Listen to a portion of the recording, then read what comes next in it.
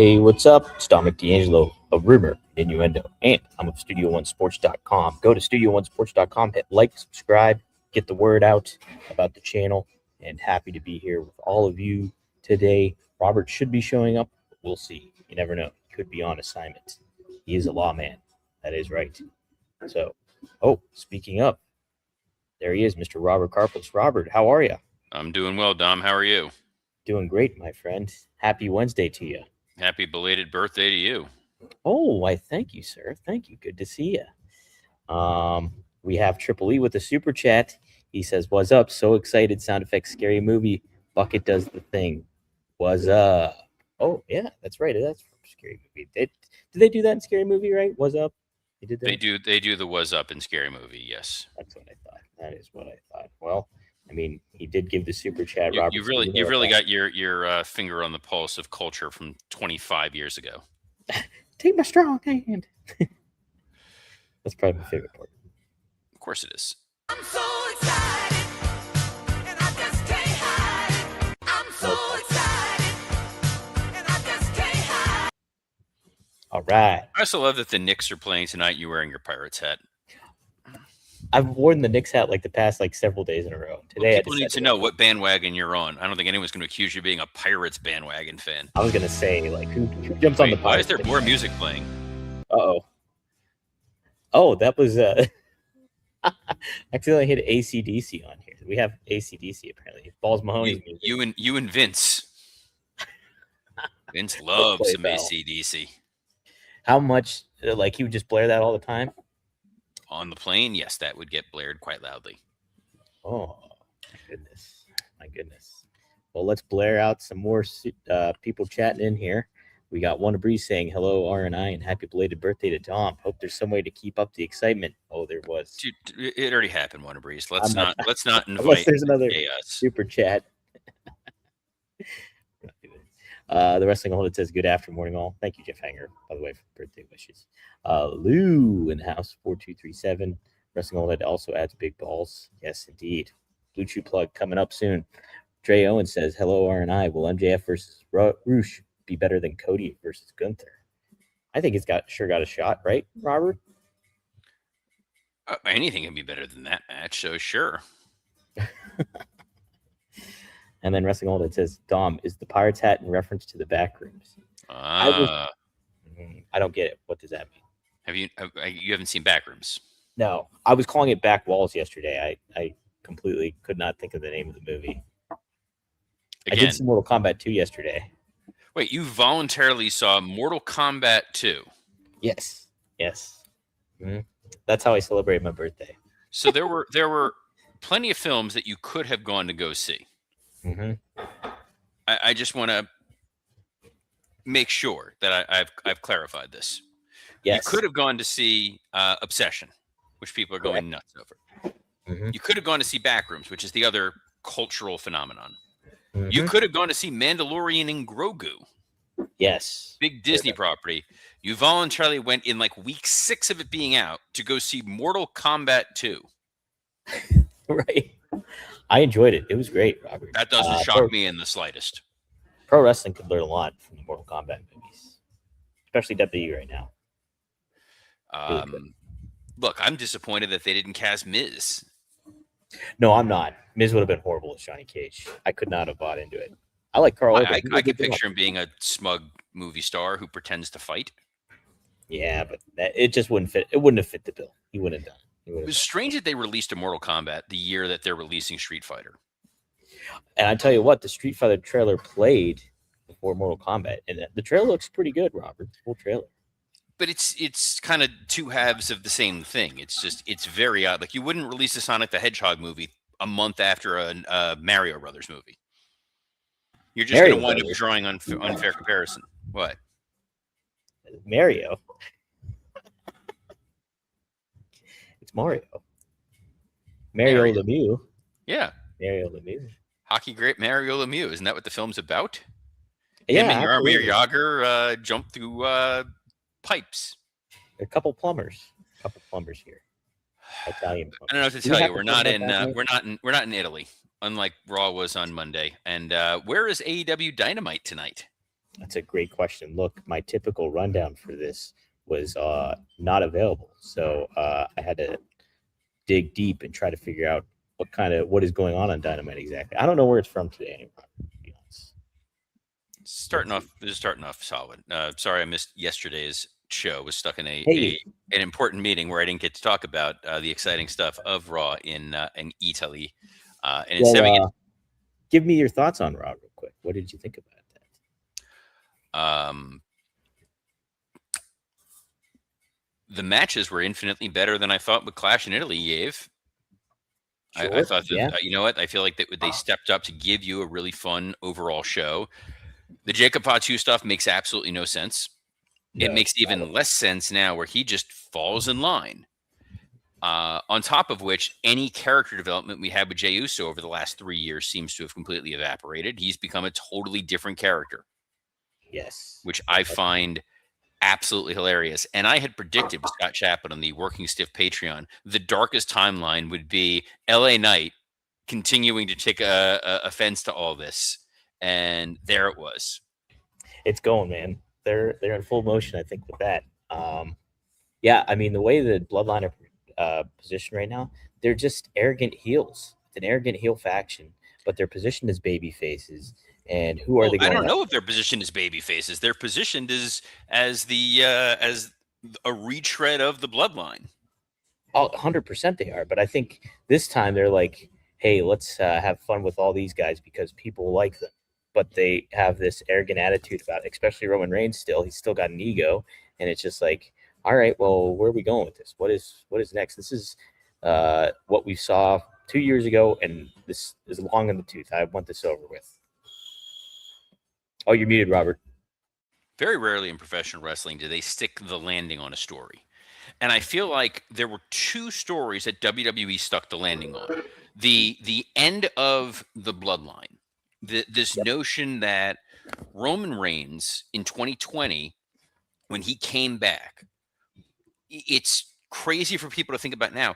He was so maligned for so many years. He was this forced main eventer that never really clicked, never really worked as a babyface. They put him at the top of the card, at top of number of WrestleManias, and fans outright booed him. Like, this guy can't wrestle. This guy's not a star. This guy is not someone we want to see. That one couch slide over with Paul Heyman, he became a totally different person. The creation of this bloodline, reuniting the Usos, making them relevant when they had not been relevant for quite some time, was impactful.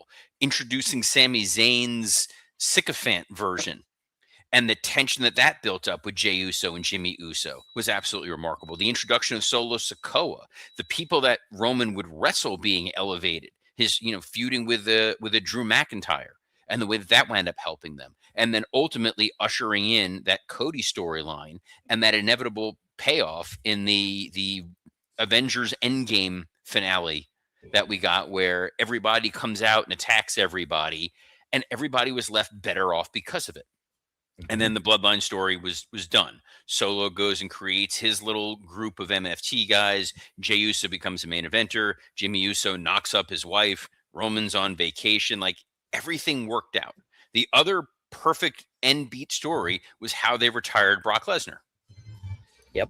And somehow they're like, nah, we can't leave well enough alone. Like, they want to say they're making movies. We're making movies, but they're direct-to-video sequels. This is Aladdin 2.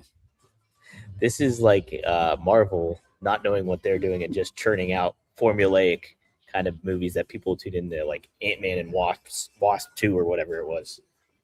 How many did they make of those? 3. They made 3. Three. Ant-Man and the Wasp was good. Quantumania was the one that was not very good. Yeah. It's unfortunate because they're just kind of it feels like they really had a plan of where 2025 into 2026 was going to go. That they were going to build the vision, and that by this time of 2026, we were going to have a codified, strong, new heel stable in the vision. There is a world in which Seth Rollins is world champion, Braun Breaker is intercontinental champion, Bronson Reed and Logan Paul are tag champions. You're dominating Monday Night Raw, and you have a story to tell for the next year and a half, 2 years. And injury bugs for just about everybody kind of upended what should have been a Horseman Evolution style group. And this backslide into Bloodline is doing no one any favors. And I came away from Raw just feeling like I just don't care. I don't care that we may see Jacob bristle with Jey Uso. No, I certainly don't care about it either. I think like the way they positioned Batu is like, okay, yeah, he's domesticated. I like how he handled himself in the situation when you consider everything, but ultimately the payoff is he's just in line with everybody else, and he doesn't feel like a bigger deal, especially like after he turned on Solo and that momentum that he was riding with. It made me think back. I said about this yesterday, Robert, that it made me think back to like, why did they not just do what you said the night after WrestleMania and give the title to Obafemi? You could have told up, it would have made it way more sense in what's going on currently right now for both parties. I mean, the Obafemi thing would have been even more fascinating just because you look at the landscape of where it is right now going into this King of the Ring tournament. That 4-way match on Raw, I've said it all. I'm like, WWE is built for the future. And you had Penta, you had Solo, you had Obafemi, you had Carmelo Hayes all in the same ring at the same time. And you're like, this could be your upper mid-card main event for the next 3 to 5 years. Throw in Trick Williams and Braun Breaker and Javon Evans, and they're really built for the future. I don't know if you saw that Nick Khan interview he did. That was Sports Business Journal was quoting about it, where he was talking about where he just low key buries Shawn Michaels. Does he? What did he say? He's like, oh, he's like, wait, he was talking. He was like, well, me and Paul and the guys, we were talking to. We have this guy as a Hall of Famer, Shawn Michaels, but wasn't saying it in the way like, we got Shawn Michaels. It was just kind of like, we got this guy who runs NXT, Shawn something or other. One eye's this way, one eye's this way. He's a googly looking dude. He wants us to focus on the future because we suddenly realized, hey, CM Punk's old. Hey, Roman Reigns ain't going to be around forever. Hey, Seth Rollins isn't exactly a young fella. Maybe we should elevate all these NXT guys. And Sean's answer was, yeah, put him on the road. Let him get in front of a crowd and learn how to work at the same time that they cut house shows for a while. Right. Well, yeah, I mean, like they certainly have the talent there, but again, they're not utilizing their best efforts. Well, Wanna Breeze asks, what about Austin Theory? Austin Theory is a dude who is the best thing I can compare Austin Theory to, and take this journey with me for a moment. Yes. Early 2000s, Colin Farrell. Everybody said 2002 Colin Farrell, this is the next big star in Hollywood. They put him in Minority Report with Tom Cruise. Like, this is the next big blockbuster movie star. And then it just was footfall after footfall after footfall to now, incredibly talented actor. A man who, the In Bruges, Banshees of Inisherin, even the stuff he does in Penguin, like the man has the chops. It just took a very long time to get there. Austin Theory, since his debut on the main roster, has been, this is our next big guy. This is our next big guy. This is our next big guy. And golden egg notwithstanding, it's never landed. I think he's got an opportunity here. I said this yesterday. I think he's got an opportunity here if you align him with Maxine Dupree. And like you can kind of get a kind of like this, I don't know, cool kind of power couple going on, because I think Maxine Dupree has a lot of legs when it comes to maybe being a potentially good heel and could get something out of Austin Theory that we haven't seen yet. What I will always find fascinating is him and Grayson Waller together. I liked that presentation. I thought Grayson Waller was the star of that duo. Mm-hmm, absolutely, yeah. I agree that guy seemed more across the board interesting, and they're going to continue to go with Austin Theory. Theory, remember, is a guy that John Cena put over. Right. But at the same time, Roman Reigns put over Bronson Reed. True. We'll have to wait and see on that one too, for sure. We did get another super chat, Robert, from Triple E. He wants the theme one more time. Wait, what? No, you can't do that. It. That's not allowed.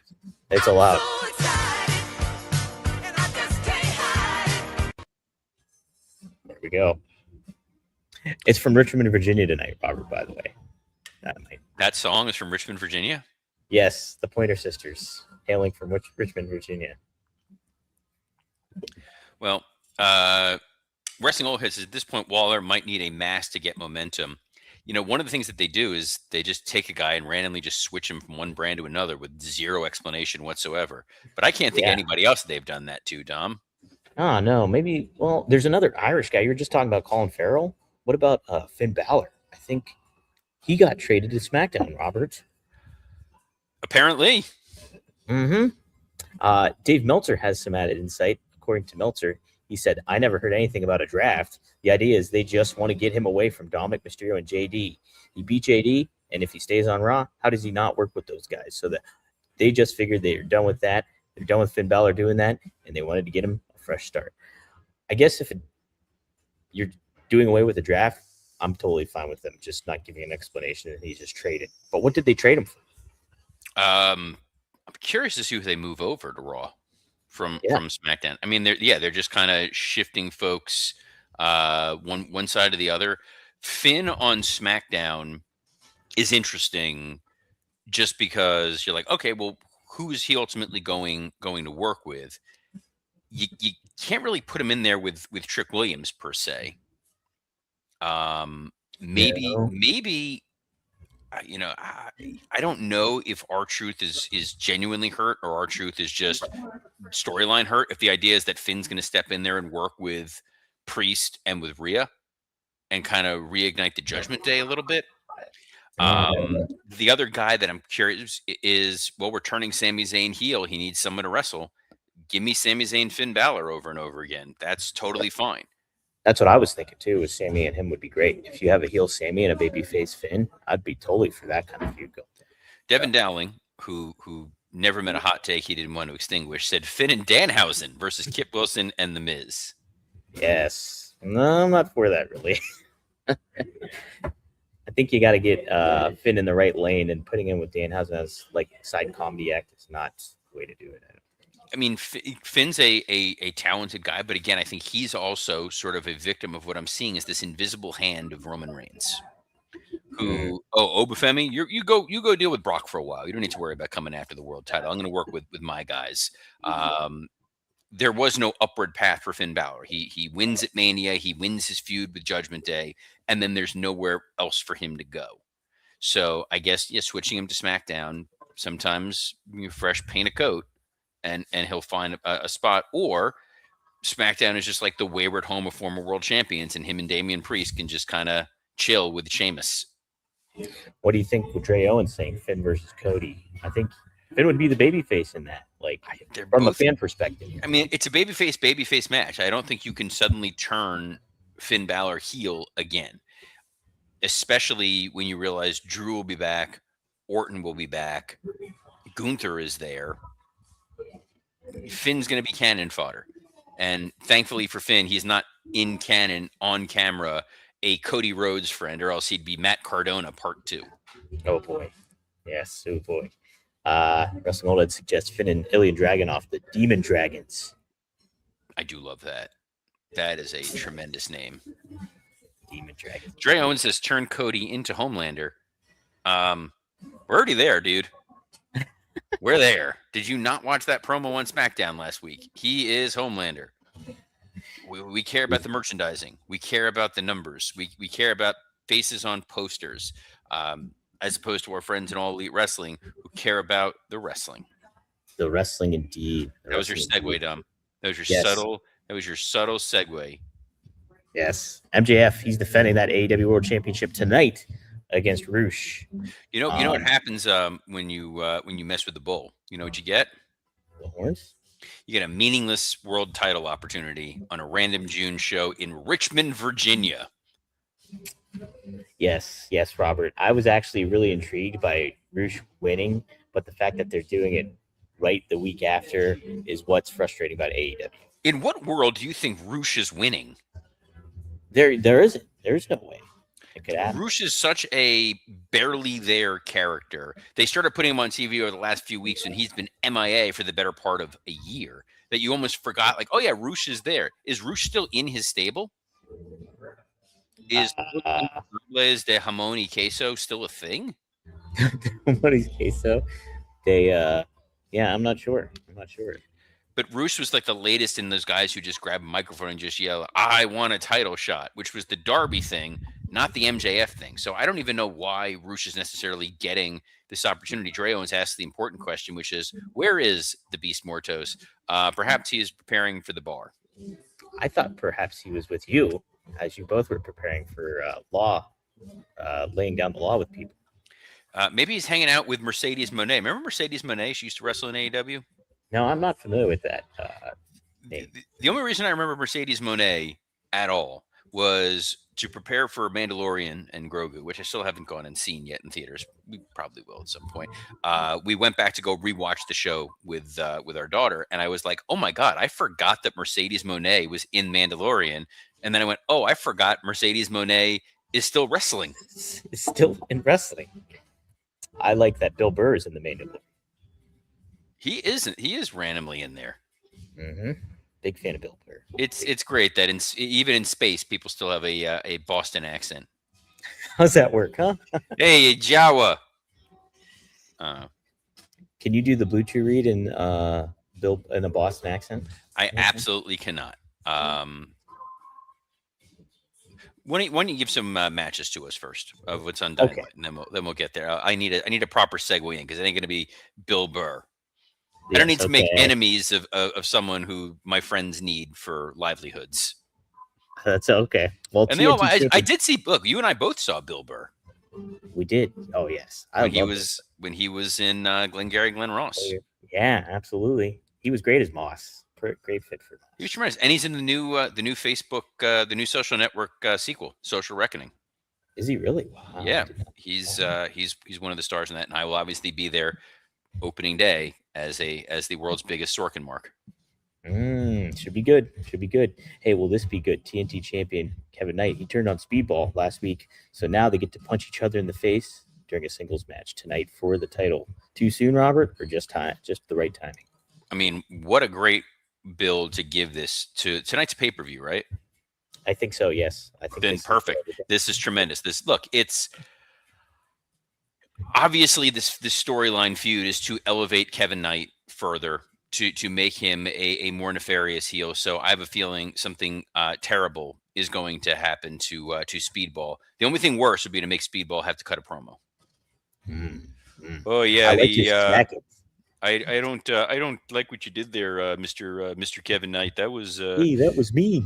that was not great. I'm going to give you a decent Rogering in that ring. And guys, if you're looking to give a decent Rogering to your lady or your fella or that person that sends you a Speedball gif at 2:00 in the morning, can you imagine what that looks like? Wow. Which means they're very happy with a quick performance. But when you know that they're ready for better sex, then you should be too. That's where Blue Chew comes in. They have been on a mission for years to get you bricked up, build your confidence, and help you perform in the bedroom. And we've got a special deal for our listeners right now. When you buy 2 months of Blue Chew Gold, you get the third for free with promo code RUMOR. That's promo code RUMOR. Visit BlueChew.com for more details and important safety information. And we thank Blue Chew for sponsoring this special Wednesday edition of Rumor and Innuendo. I have not known what day of the week it was. That's why I needed to say that for myself. I was convinced Robert, yesterday was Monday.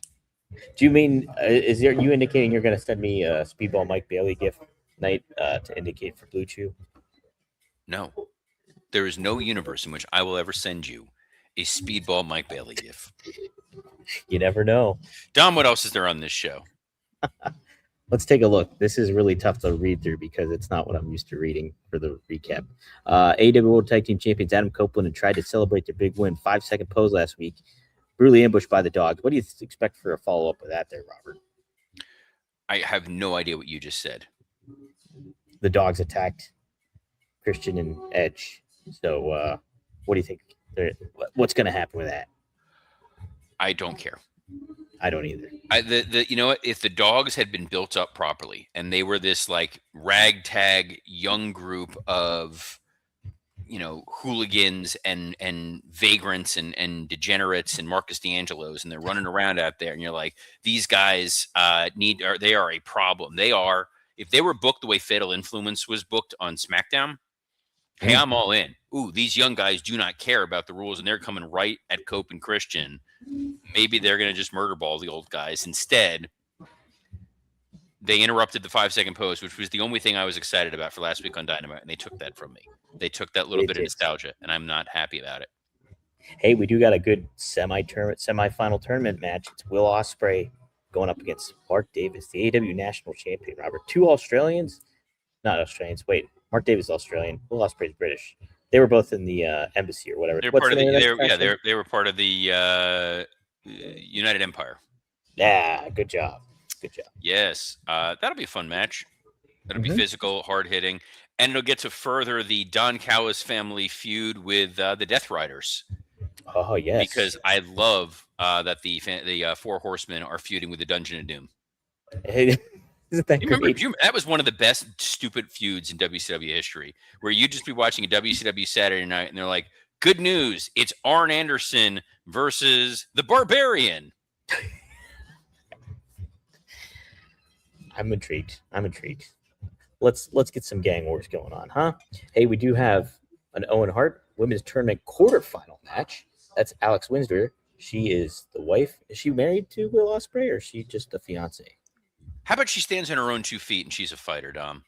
Okay, that too. Mainly because I don't know the answer. I know that they're together. I don't know if they're married or not. Yeah, I don't know either. But she's got a wild card tonight. Maybe Mercedes Moné will be back, Robert. Or maybe it's Richmond, Virginia's own Thunder Rosa. Yes. I'm good for that. Or maybe it's Riho. Maybe it's Big Bubba versus Dean Malenko. Thank you, Wrestling Old Head. Yes, Big Bubba, Dean Malenko. What a match that would be. Sign me up. I would be at all for a Dean Malenko Big Boss Man feud. I'm sure that they've had to have wrestled a couple times. You'd think, but maybe not. Well, you'd have to type in all the Boss Man names. Like, it could have been Guardian Angel versus the Iceman. Could have been that too. Could have been the Boss. Remember, he was the Boss for a little while. Oh He was Tony Danza. That's right. Who's the boss? He is. Listen here, Angela. You too, Mona. Well, we're going to talk Dynamite tomorrow because we are going to be back as we are every Monday through Friday at noon Eastern on a plethora of platforms, including the WW Creative _ISHX account, the @Dominic D'Angelo X account, the @SE Scoops X account, and on YouTube on Podcast Eat and Studio One Sports. So on behalf of the #1 Knicks fan, Dom, not wearing blackface like Spike Lee, despite the fact that he's fully in character, D'Angelo, I'm Robert Karpolis. Best of luck in your future endeavors. Yes, please go Knicks. Please. Shh.